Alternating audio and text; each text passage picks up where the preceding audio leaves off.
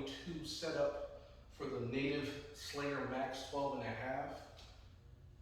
Oh man.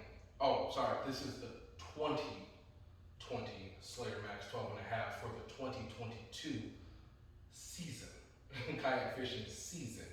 All right, I'm gonna try to go through this pretty fast. We're gonna go from bow to stern. North Carolina heat does not like me right now. It is scorching in this garage. I'm sweating out of my shirt. So I'm gonna grab you guys. We're gonna walk around, talk about the boat. If you have any questions, concerns, drop them in the comment section. I'll try to keep a list if I can mentally remember to post everything that we talk about in the bottom of the description. Like, comment, subscribe, all that good stuff. YouTube nomenclature, you guys know how it goes. But yeah, let me grab you guys and we're gonna do a nice little walk around real quick. We'll get to that in a second. All right, starting off right here in the front, that's that Motor Guide XI3. We had a 48-inch shaft, 45-pound thrust. Shout out to Original Tech, shout out to the wife. Wife grabbed it for me. Me and Original Tech worked on chopping the shaft down and getting everything wired back in. So we have that going through. We originally bought this without pinpoint, without the GPS spotlock anchor feature. A couple of months after that, I was able to find some online and grab one. So that's why you guys can see this coiled up wire here. For connection wise, we have the neck connected onto the Panoptix swivel. Shout out to all those West Coasters that showed me how to do this. I think it was Shane from, Bass Thumb Fishing. Thank you. And then on the actual release, we kind of went over the bar that's here with a carabiner, and then we added a carabiner to rope so we can pull that from right next to the what is that? The Yak power module. I'll show you guys that in a second. Here you go. So here's where the line comes to here, and I'll just pull this and then it'll release tension on the button, and then I can push this down, hold the leash. I can push the head down, hold the leash that we have here, and it'll gracefully drop into the water. Also in the front, we have some lights. I can't remember the name, but I'm gonna turn them off for you right now. Those are navigation lights that we have.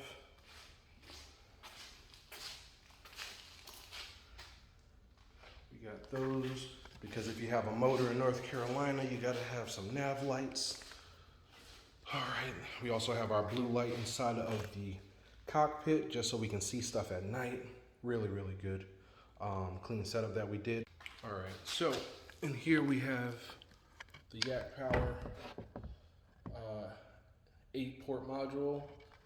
We also have our wiring all through here to go to the front for our navigation lights. But yeah, we have that sitting on a little bit elevated from the bottom of the boat because water sometimes does get in here. So we're gonna have to do a little cleanup after this. All right, so the 701 propel drive is known.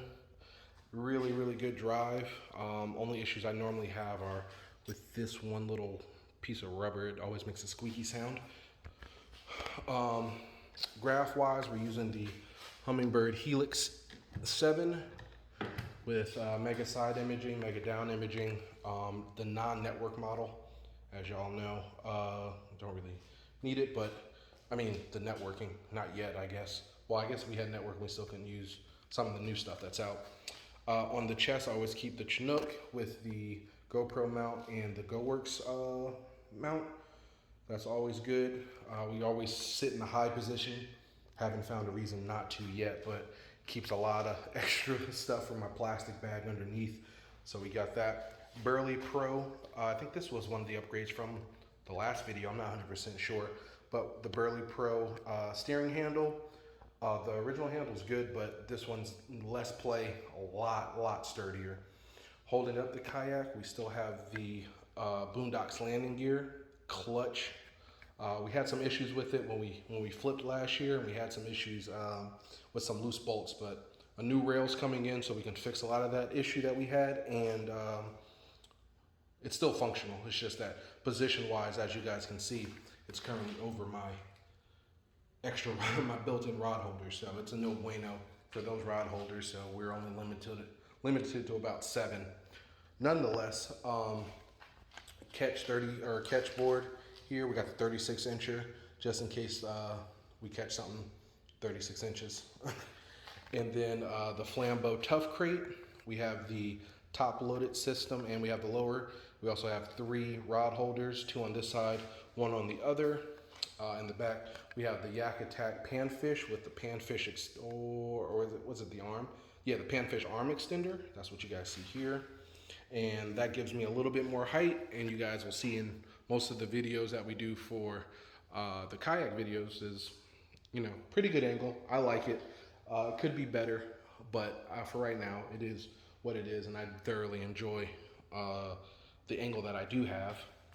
And then behind that, we have the Newport Vessels box, highly super customized for the battery.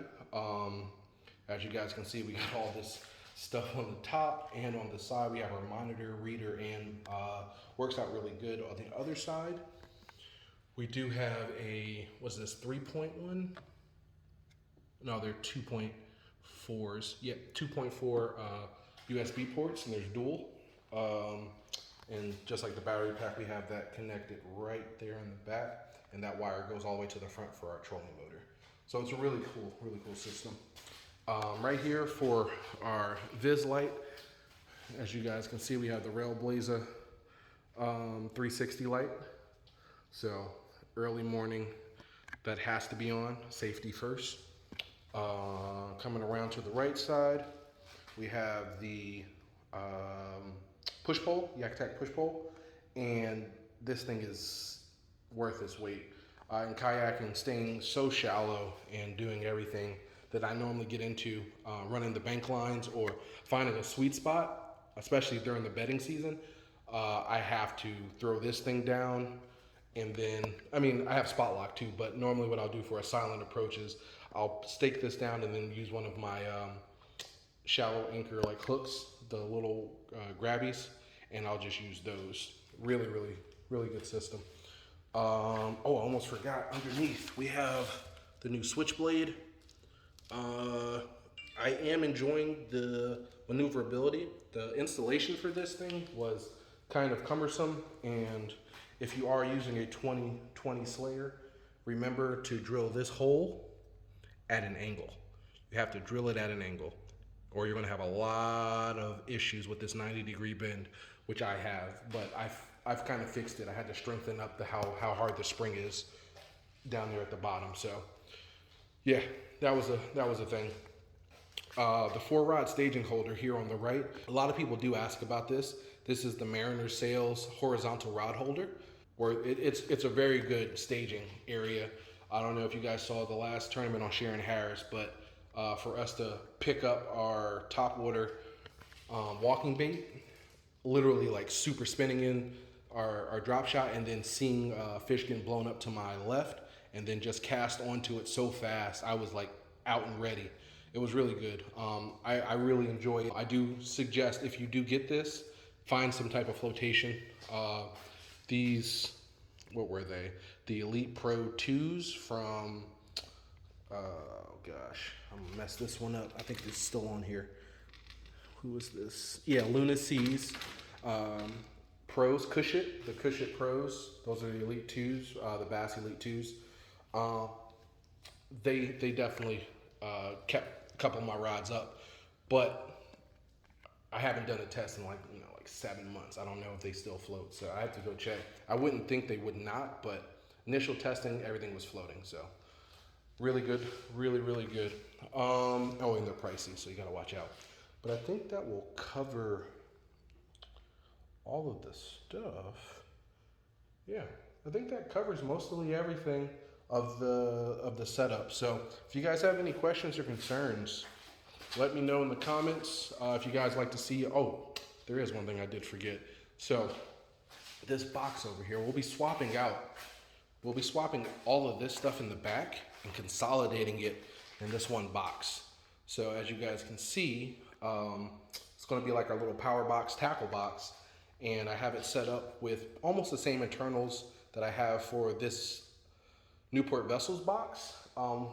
with a little bit of extras like a power button and things like that. So we'll be consolidating everything into that, and that should take up space-wise like to about right here, and it'll give us a little bit, actually no, once we fix our rail, push this up, we'll have a lot more space, and we'll probably put like a little cooler or something back there, and we'll add 4 rods. I think we have Railblazer, Micro, dang it, I forgot the name of them, but they're similar to this. It's the Micro rail system, but it'll have 4 rod holders. So I'll be putting all 4 of the little slideys onto the box, and then putting the rod holders onto that. So it should be a really good upgrade. I guess I'll show you guys how that's going to look, and yeah, just take everything down right now.